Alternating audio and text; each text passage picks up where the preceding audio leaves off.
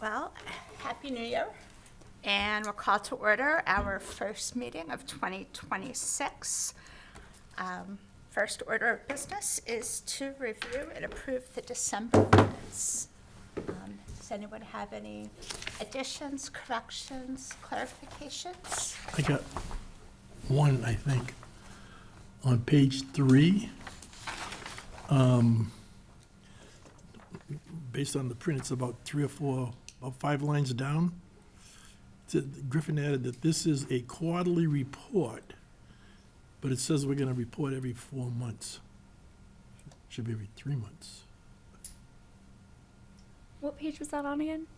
3. It should be it's item 7, discussions, Okay. and it's probably 15 lines down.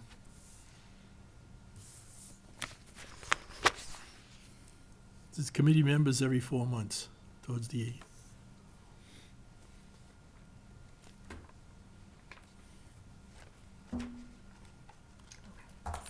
I'll correct that. Yep. Thank you.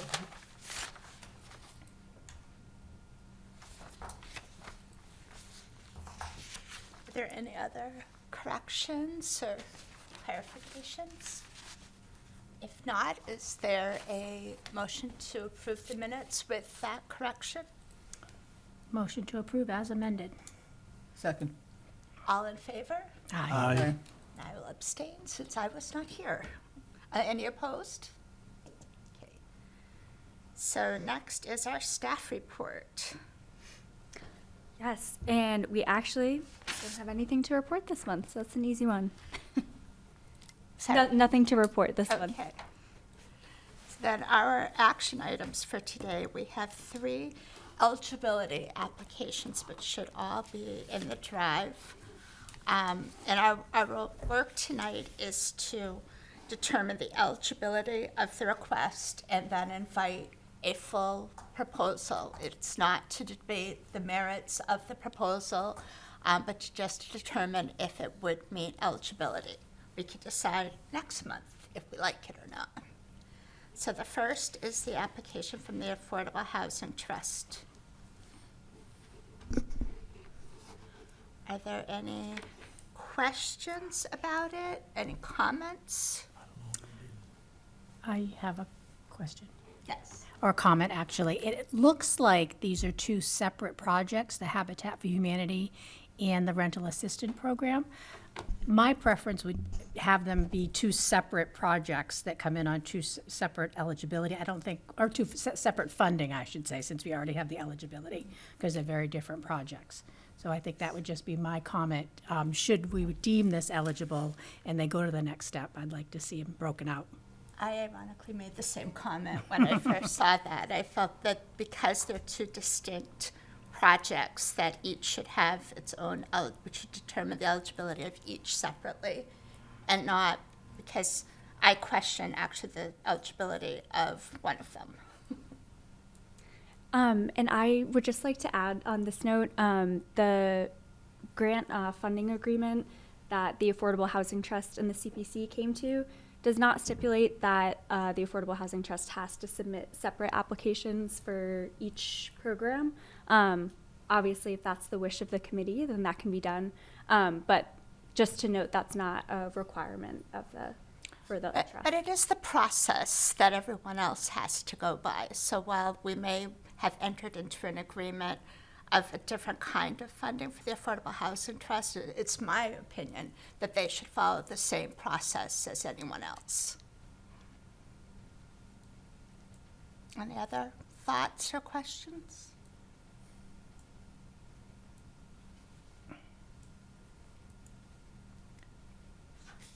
If I may, I think it's in their best interest to break them out too, because that way, if this group decides one is not eligible, we'd have to deny the entire project. So if they're separate, then we can approve one and not approve the other. I agree.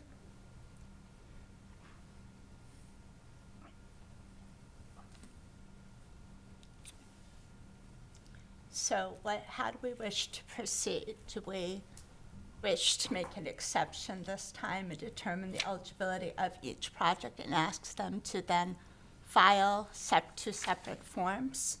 Or do we want to wait until they've done it appropriately before we determine? I would say, since we have this in front of us, we can discuss the eligibility of each one, and I think the next step should be separate. In the interest of time, we hate to make them go back and resubmit for our February meeting, because that cuts us a little close to our annual meeting. So I think it's better to break these out, and then going forward, do them separately, and ask that if they are approved, that the budget be done separately. Are other folks comfortable with that? Yeah. So what do we think? The first program is a rental assistance program that they would be looking for funding for. That is an eligible use of Community Preservation Act monies. Why don't we do two motions, one for each program? That way, we're on record with our discussion of each one. So are there any other thoughts or questions about the first program for rental assistance program? Do we feel as body it is eligible and that they may go forward with a full application for that one? Is there a motion? I guess, I have a question, though. How does the rental assistance program work? I mean, I'm sorry. I guess, I'll use myself as an example. If I'm on this program and I'm paying $1,000 a month, and would they give me, say, $500 a month for ever? 3 months, 6 months? How does that work, I guess? Yes, those are the details we would find out in the funding Okay. application. In general, rental assistance programs are an allowable use by the legislation, but yet that's definitely the answers we'd want when we consider whether or not we want to put it forward So to I'm town. getting ahead of myself then, okay. It's hard to just stop at eligibility. I know, I have a lot All of right, questions, then but I'm they're not fine with that. about whether or I'm not fine with it's that. eligible. Yep. So if that, is there a motion to, Okay, I move that we allow the rental assistance program of the application to be considered eligible. Second. Is that is there a second? I'll second. Second. All in favor? Aye. Any opposed? So the first program, the rental assistance program, is considered eligible, and the Affordable Housing Trust is invited to submit a full application for funding for that. The second is an affordable home repair program.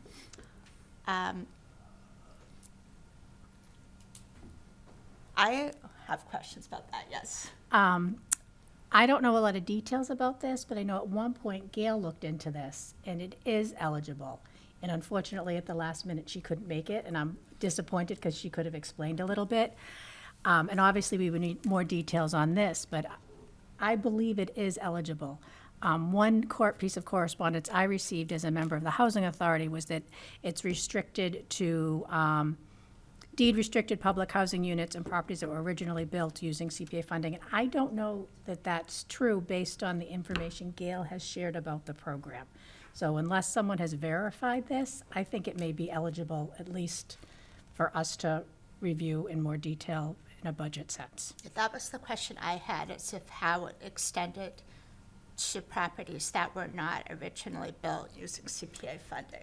That was the part that got me. Yeah, and again, I wasn't here for the meeting that this came up, but I'm not sure if either of you were, because it was a couple of years ago. But I know there were some people in town that had, if anyone remembers this, chip in, because there were some people one person in particular that had approached her because they had an historic home that was in disrepair, so it fell a little bit more under the historic home thing than it did under the community housing. And it was eligible. That might have been the believe gotcha. Springfield that used allowed it to some happen. funding for something like that. Yes. I mean, I wasn't here for that one, but since I've been here, repairing historic buildings is, in the sense, it's not so much a maintenance, but it's repairing the historic building to basically put it back into use, in effect, as a historic property, more than day-to-day maintenance. Yes. Because, on the church, some of them got voted down because they were considered maintenance, because maintenance in general is not allowable. And this is not about an historic property. This is about, I assume, properties owned by the Affordable, or controlled by the Affordable Housing Trust? Because this isn't about historic properties. Is it the Affordable Housing Trust? or Habitat for Humanity owns it. Yeah, so what I'll first say is that the funding application will dive into more of these details and give more of a project narrative. But what I also will say is that the Affordable Housing Trust has done research into these programs and other CPA communities that use CPA funds. So these programs definitely exist in other CPA communities, specifically the affordable home repair as well. And you'll also note in the description, it specifically says that the scope of home repair work has to relate to safety or building code issues. So it can't just be what might be deemed like typical maintenance. It has to be in relation to updating something to meet safety and building code.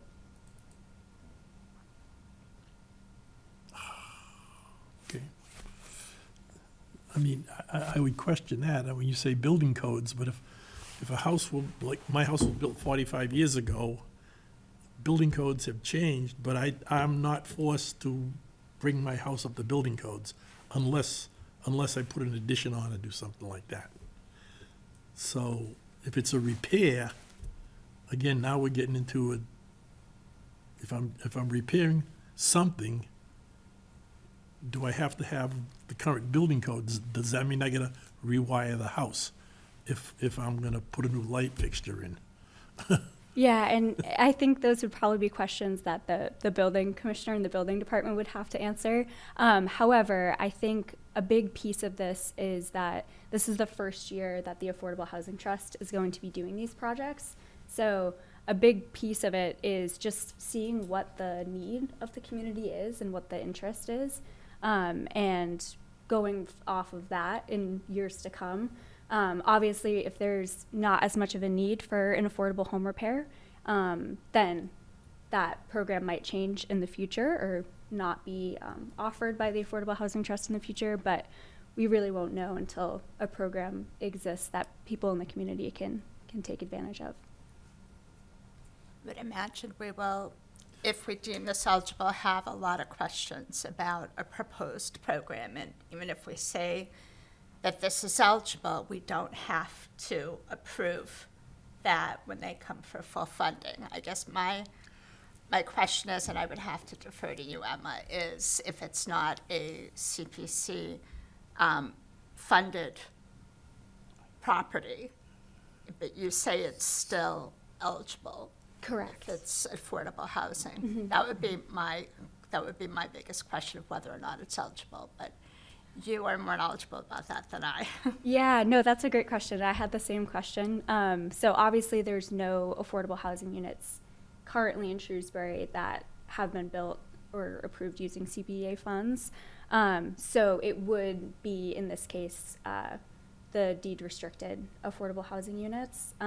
But those are eligible in other communities that have CPA, have used CPA funds for affordable home repair.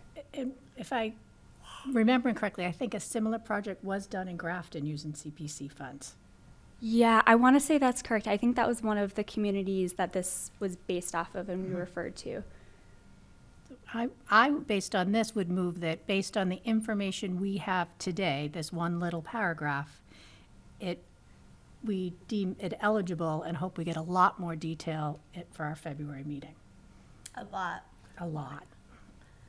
I have one question. So I'm puzzled about the categorization. Like it's categorized as preservation when it could be rehabilitation, like depending on what the building code or safety issues are.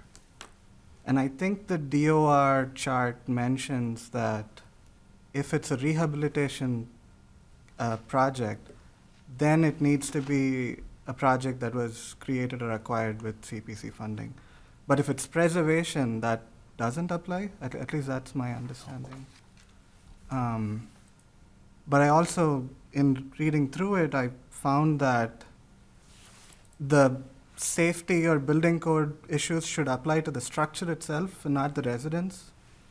So if this is like ADA improvements, that can't be considered preservation, is my understanding.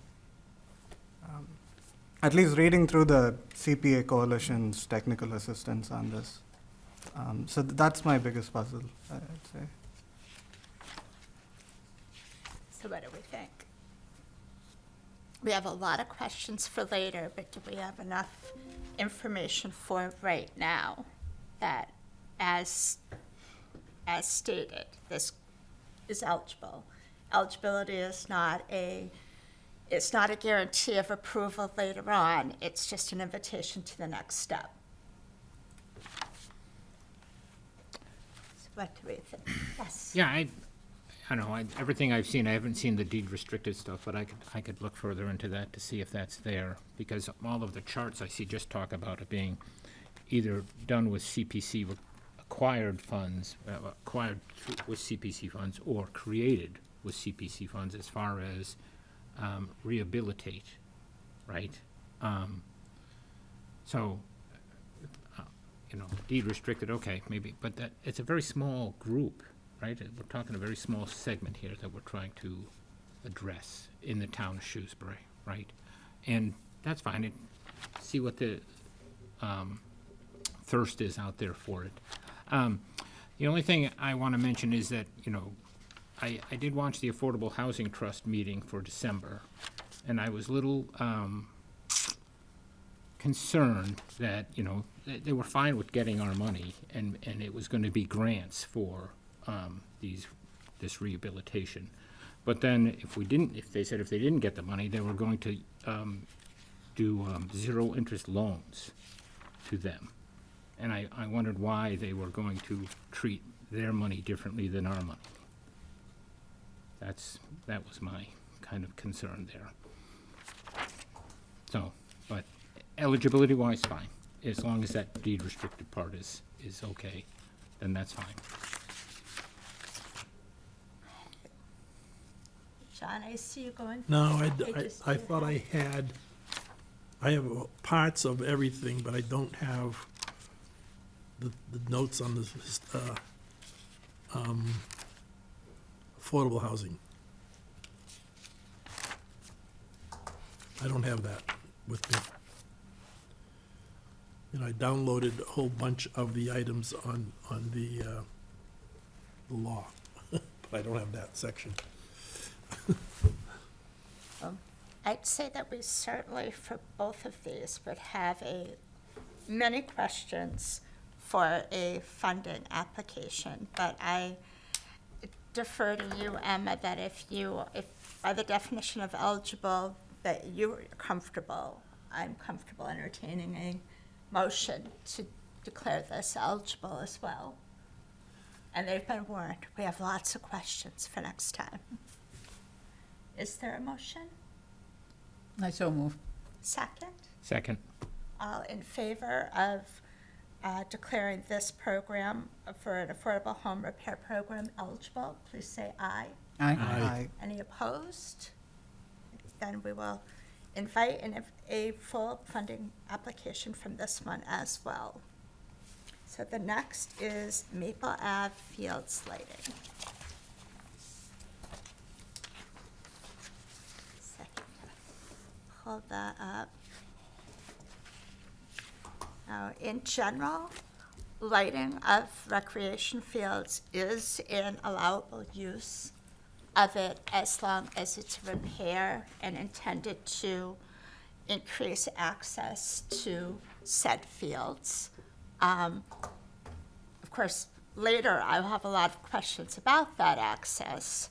Really, everyone next month come prepared with lots of answers. What do you folks think? Well, This says, Carl has some more important information for us. no, so Melanie called me and we talked, and she looked up the property in question. And when you look at the GIS map, from the town of Shrewsbury, it lists it as, and it's just a style. There's a comment called style, zoning residential A. Yeah. But the style says police station, and when you click on it, the parcel actually includes the new police station and all of Maple Ave Fields. Now, But, If I may add in, Okay. on that map, or that data that's on our website with the map, it says that its use is public safety for the whole parcel, which if that was the case, in my mind, that would rule it out, because you could only use conservation or recreational land for playing fields. but this is just according to the GIS and the Yes, town well, I was assessors. trusting it. I talked to the assessors department this morning, or this afternoon, and they looked into it, and they got the deed for me, and they actually looked at the town warrant that approved it. And in that case, it said we were purchasing it for playground use. And then they built a police station on it? Evidently. Well, that, Is the entire parcel one? Because it was always my understanding One, that people that have been around for a while would refer to this as the foundation fields. Yep. Not Yep. Maple Ave Fields is a new term. But it was my understanding that those were at one time a gift to the town. no. $750,000. The town paid $750 for it. But the property line, if you look at the old police station where it was, if you look at that, they still got a picture of the old police station. So you go about 30 feet behind the police station, that's the property line. And everything from there, all the way down, is that one piece of property. And evidently, maybe it's just a mistake that they've classified it as public safety. Oh, but that classification is from the assessor's office. So that, and as they mentioned to me, that is an opinion of the assessor of its use, and maybe that changed when the police station was being built on it, but it certainly is being used for recreational use. What they didn't do, I guess, when looking at the piece of property just now, when they decided to put the police station on it, they didn't subdivide the property. It's still considered one piece of property. So it might be as simple as subdividing the property. But is that simple? Do you have the deed there? Yes, the deed is in the folder. It is. Oh, Emma, I forwarded it to Emma in case this came up tonight, If- and she put it in the folder. If, in terms of it being simple to subdivide, I would think so, because if I try to come up with some personal property and get it subdivided, I'd have to go through the whole planning process with the town, the planning board, zoning board of appeals, blah, blah, blah, blah, blah. Seeing the people that make the changes own the property, it should be relatively simple. The people that approve it already own it. Just my guess. I don't think it should be a big deal. I have a comment to make. So, I was looking into this a little more, and the Executive Office of Energy and Environmental Affairs, they have their own GIS map, where this property is marked as permanently protected for recreation use. Ooh. And it includes the deed book and the page number where Carl pulled the deed from. And it says the property is protected under Article 97 of the Commonwealth's Constitution. And for it to be used for a different purpose, you'd have to go to the state legislature and get approval from 2/3 of the House and the Senate. Please. So how did they build a police station on that property? Good question. That's my biggest question. That's our new rec center. we can all go use the gym there now. I assume the town would have, taken care of all this, but I'm relatively new to the town, so I don't know. I guess, Really good question. is that something So you if will follow, that you two will project follow up on? wasn't entirely correct, does that negate what we're looking at? Yeah, so I will say I'm not entirely sure when, because I was also doing a deep dive into Article 97 as well. I'm not sure if / when that land is officially protected under Article 97. What I was going to say is I did a deep dive into some case law about Article 97. And there was a case, Smith versus Westfield in 2017. And it ensures that even without an official deed restriction, if a town or city intended land to be used for a specific purpose and the public accepted it as such, then it could be used for that purpose. So in short, it means that the prior public use doctrine can be applied to non-deed restricted parcels, which would be the case with this parcel. So if the land has been dedicated to recreational use or open space, as is true with the Maple Ave fields for decades now, then there is a clear intent by the municipality to dedicate it permanently to that, and the public accepts it as such, which is indicated by the field being used publicly and for town sports. So this is true even if a parcel is being used for two public purposes at the same time, which is true for this parcel. So, I did a deep dive. I guess you'd have to go back to the town meeting that, when we bought the property. There had to be a warrant article for us to purchase the property. That's gonna go back to like 1990. Go ahead. Well, you say, I can't say, go ahead, you say, go ahead. Whichever one of you. I would say Emma first.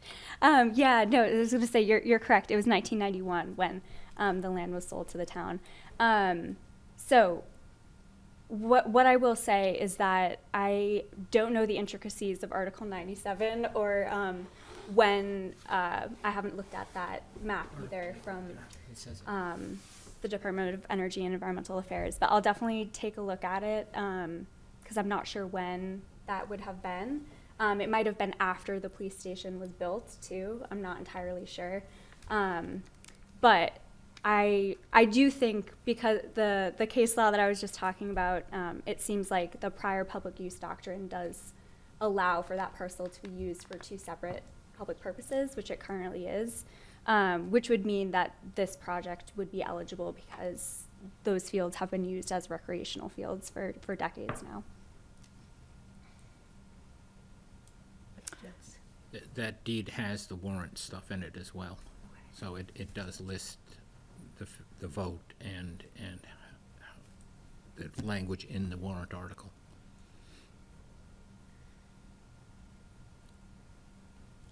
I think lighting for an athletic field is absolutely eligible. And I think the legal problem that might have been uncovered here is not the responsibility of this body, but I am really interested in not letting this just go away, because if there was a violation and we uncovered it, it is our responsibility to make sure that it's resolved. Yeah, see, the article says, authorize the Board of Selectmen to purchase a parcel of land on the north side of Maple Avenue for playground purposes. So the police station is illegal. It appears to be. Oh, God, that makes me nauseous.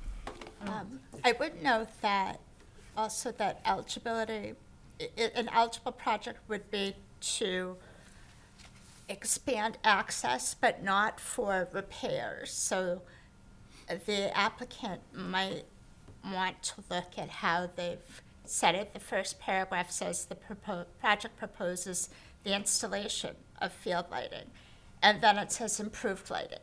You're not improving lighting, there is no existing lighting. If they were improving lighting, it would be ineligible because we cannot repair lighting.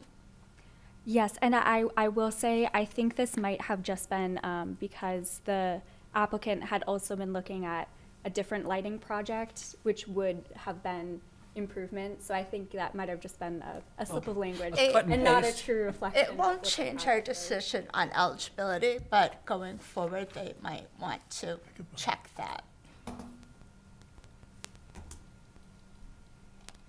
So what do we think? I'm not sure what the bottom line is here. I don't know how to deal with this. Do we have to because, get some ruling from the town, or is it, can we make it a, you know, a there are ruling, fields that are constantly used. I guess we can approve it Yeah, as eligible. because it's the police station that's the problem, not the land. The land is Right. identified, so with, as, Yeah. as Oh, yeah, you make a good point recreation, there. open space of recreation, and you could put lighting on that in CPA. So I think that's okay. 100%. The police station is a whole different, Yeah, very, that- very concerning issue, I think. Yeah, that alternate use might not, from what Emma's opinion, does not negate that this is recreation land. It isn't, as Kathy said, another issue, that public safety was built on recreation land. But that issue is not necessarily our purview. We don't have right. the authority to solve it. We can question it, but we have no means to solve that issue. So Yes. without that issue on the table, what do we think? I mean, I think it should go forward. Obviously, lighting is eligible, I guess. So I guess I would make a motion that we accept the proposal of the Parks Maintenance Division for Maple Avenue recreation lighting on the Maple Ave fields. Is there a second? Second. Is there a second? Oh, yes, Second. Carl Oh, sorry, I seconded. didn't hear No. you. All in favor of deeming Maple Ave lighting project eligible, please say aye. Aye. Any opposed? Okay, so that is also eligible. Now, just as a question. And then the final is the Elizabeth Gardens I got- project. just as, Yes. now, when they come back with this one, this one's more clear than the other one. I assume they'll just come back with a proposal as to what they're gonna do, how they're gonna do it, and when they're gonna do it. Yeah. Right? Yes. And then we will, And hopefully they will take note from our discussion tonight, the three projects that we have deemed eligible, that we have a lot of questions. I know for Maple Ave, for me, they will need to make the case of how this expands access, because to be perfectly honest, I have a lot of experience with one of the leagues that uses that field, and that league does not play night games. So I'd like to know who will use it and why. well, the answer is, I can tell you that answer, because I was involved in the Little League when they put up the fields. And to make your statement, I could have said, well, the Little League doesn't play night games because it gets dark. As soon as we put the Soccer lights does not up, schedule night everybody, games on everybody fields started of that playing size. night games. So it'll be interesting to see. There are lighted fields available for the league that Shrewsbury Youth Soccer plays in, but they do not schedule night games. Because they don't have lights. So There are lit fields available, not in Shrewsbury, but in other communities. So it'll just be, those are things that it would be wise for the applicants to take note, that there are questions, not to assume it's a slam dunk. Well, I imagine the softball will definitely play at night. Yeah. But soccer, and again, the way this thing was worded, we may see adult leagues at night, like we do at Dean Park with the softball leagues and stuff, playing soccer. Will be interesting. At this point, we don't know what we don't know. Are we ready to move on to the Elizabeth Gardens I'd just project like to say design that assistance? I will have a question about the lights because there are houses across the street, and it's gonna be invasive to have all that light, and I'll want to know that those houses are gonna be, that the light is not going to, like, enter their windows all night long. Yeah. I'd like to know if there's a conversation with, I would think it would make sense to have a conversation with the butters Yes, before any project goes forward Yes. as I well. will say one note on that. Maple Ave is already lit all throughout the night anyways, through streetlights, but, speaking with the applicant a little bit more in depth, the lights are quite advanced now, and they can, highlight Yeah. just the field and not, lead We- over as well as be, I can answer, compliant. that's good. I get 2 cents on that one too, because I was, again, with the Little League when they did that. And again, lights in this Little League's gonna go back, what, 25, 30 years? Again, from a directional standpoint, you can really direct the lights. And back then, there was still some, you couldn't direct them the way, like he said, with advanced now, the way you can. You know, so there was some complaints initially from people across the street, but that one, you know, it was like it's gonna be too light. It really wasn't that bad, but now I think technologically, I don't think it's gonna be a big deal, because they can really direct lighting where they want to. Since we've gotten into LEDs and all of that, it's a lot, you can do a lot better than you did 30 years ago. But they'll come with very robust presentations and lots of information. Because if we help build it, we cannot help maintain it, so they need a plan for that as well. Anything else about Maple Ave? Nope. And we have Elizabeth Gardens Project Design Assistance.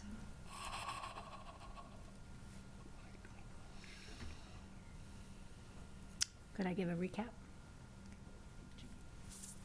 Can I give an overview? Please do. So, the Housing Authority came to this body about a year ago and asked for funding for 6 specific things that we were going to do as part of a project to try to get some additional housing at Elizabeth Street. Since that, and what happened then, this body deemed all those pieces eligible. And then Affordable Housing Trust came forward between the meeting and the town our meeting and eligibility meeting and the town meeting, and agreed to do 2 of those things for a fee of $18,000. So that's sort of where we stand now. What the Housing Authority has realized, that we were trying to recreate the wheel in trying to build some housing down there. So what we did is we attended, there's 3 members on the committee of the Housing Authority on this building subcommittee. 2 of us attended a convention, workshop on building, and out of that came that we really were totally overwhelmed. So we sat down with one of the housing authorities that has done extensive building, and that's the Worcester Housing Authority. So we had a very detailed meeting with them and NARA, which is National Association of Home Redevelopment Officers, and tried to determine what were the true next steps to do. And what we've realized is we were jumping the gun and doing some field work when we weren't really sure, we weren't setting the foundation.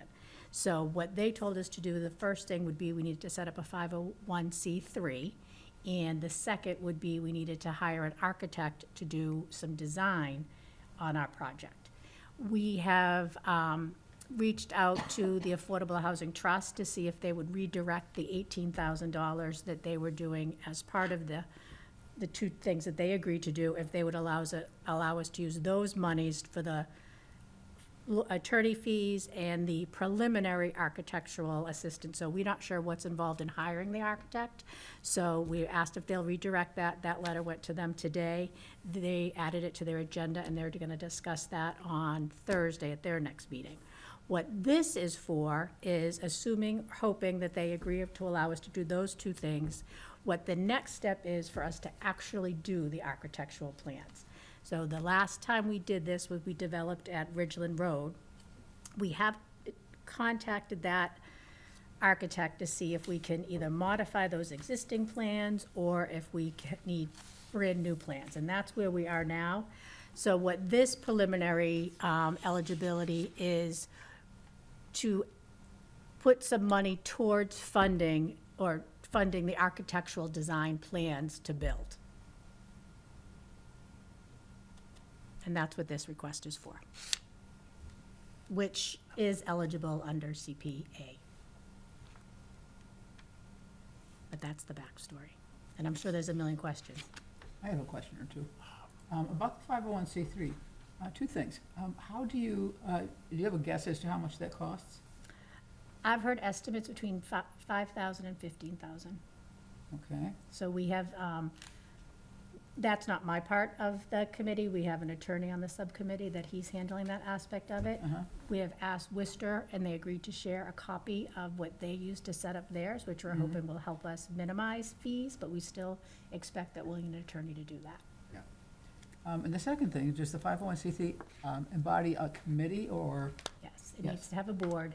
The recommendation from Worcester Housing is that board mirrors the existing housing authority. So the 5 members of the Housing Authority Committee would be on the Housing Authority 501(c)(3). C3. I always get that wrong. Does that work for you? I think so. Preliminary, it does. I mean, Okay. but they've said that that really needs to be the first step in order to manage all the funds. Because this is going to be, if we can pull this off, this is going to be a multi-million-dollar project. Mm-hmm. So that's why realized we were just going about it completely wrong. Okay. I think like a little education on the way. Yep. May I just say that, since this is near wetlands, Mm-hmm. it would be wonderful if the architecture addressed stormwater runoff, Mm-hmm. right? And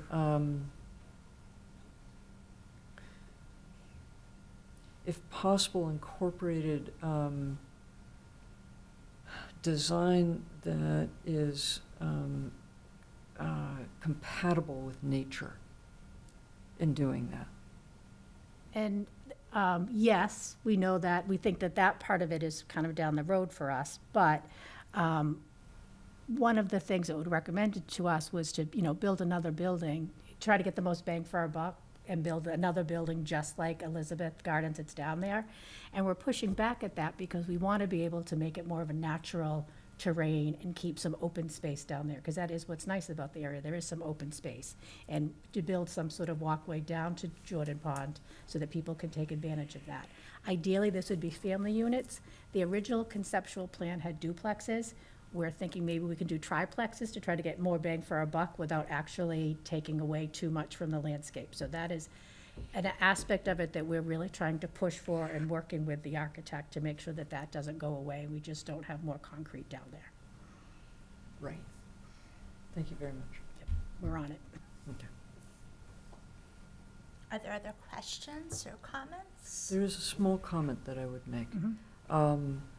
Devon's Mhm. it has done a lot of research into how to do this, and you might want to get in touch with them in Devon's Okay. because they have developed duplexes, triplexes, and even, I don't know how to pronounce it, quadplexes, Mhm. in such a way that they do not damage the nearby nature. Okay. And that is their specialty. I will look into that because maybe even the architect that did that could be one of the people that we look at. Yeah, Okay, thank you. thank you.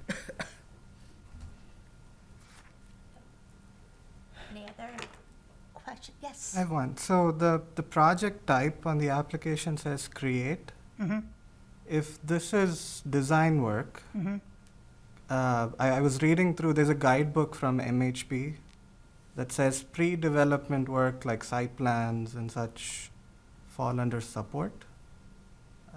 I don't know if that, We're working with MHP as well. That's one of the committees. They have a $50,000 grant that we're in the process of applying towards. And then CDAC, which is Community Development, I'm not gonna be able to tell you the accurate. They actually are the ones that that we would use to kind of partner with on design work as well. The cost of this is we're hearing, pretty outrageous depending on the scope of the project, so we think we're gonna need several funding sources. sure. I'm going to return to what I said about Devon's. Mm-hmm. They have developed ways of, they have found ways of developing like this for less money. Mm-hmm. So I really hope that you are able to get in touch with them, Yeah. or even go out there. They're probably Or a using some tour. of these same things, so that's what, I will definitely reach out to them and see what they're doing and who they're Yes. doing it, and, And they do tours. oh, good, okay, Yeah. all right. Yep. Maybe we'll do a little subcommittee field trip. Yes. I'll go for a tour. I like that stuff. Yeah, me too. Me too. So are these things typically are eligible? What do we think? Is there a motion to approve eligibility for this? I'll make a motion, we approve the Elizabeth Garden Project Design Assistance. For eligibility, I guess, yeah. Is there a second? Second. All in favor of deeming the Elizabeth Gardens design assistance eligible, please say aye. Aye. Any opposed? The Housing Authority will be invited to submit a full proposal for funding. So Emma, do you think that we will have these in advance of our next meeting or by March? I mean, we can certainly plan for the next meeting to have be here a little longer than we have typically been, but we have a lot of questions. Would love to hear much more about each of these. Yeah, that's a great question. So our goal is to have presentations and project funding applications all in for our February meeting. So that way, similar to today where we walked through all the eligibility, we can walk through all of the funding in February. So the Affordable Housing Trust and the Maple Ave Lighting Project applicants are notified of that, and they've been working on those funding applications. Should we advertise those as a public hearing as well if there are members of the public that wish to weigh in on the projects before we make decisions? Yeah, so that is also something we're aiming to have public hearings for either a February or a March meeting. I can keep all of you updated on that before the legal notices go out to the community advocate. That would be great, thank you. So next on the agenda is discussion items. I just wanted to note that there is a document in the meeting folder that's titled CPA Overview Flyer 2026, and that was from the coalition. And it's a great graphic on the impact of CPA throughout the state of Massachusetts. So just wanted to note that interesting graphic from the coalition. I have a comment Yes. on the graphic. Number 3, it appears there's a typo. Like I think it should be 39,860 acres, and not 39.86 acres. Yeah, I thought, what time frame were they talking about there? I hope so. Good point. Is there anything else to fall under discussion Yeah, I think items? I have one question. Mass Trails grant for Jordan Pond. I guess, looking back at previous discussions, that has to be resubmitted Correct. by February 2nd, February 2nd, correct. so we're well on our way to doing that, I assume. Yes, yeah, so that will be sent in for the February 2nd deadline. And then if it's the same cadence as it was last year, then the planning department should hear back by midsummer 2026 about whether or not they've successfully gotten the grant. And then we can determine how to move forward with that project depending on whether or not the grant has been received. Is there anything else to discuss? Is there any correspondence? No correspondence this month. Okay. And then next steps, largely it's preparing for a full agenda in February. Please, I assume that you will very quickly notify our applicants that they are eligible and to prepare for February. What else? Just speaking of the next meeting, our next meeting is February 2nd at 7 p.m. and it will be here in the select board's room. Okay. Yes. The project requirements scoring sheet, is that, where are we with that, I guess? I'm sorry, Where are we with it? Is it, Emma. I used it. Yeah, sure. There we go. I know it's, Kathy, I'd love to hear your feedback on how it was just using it for eligibility, because I know there's some aspects of it that you probably couldn't do completely because there are elements of the application that would be in funding, not eligibility. But that's really just a tool for all of you to evaluate these projects on an even playing field.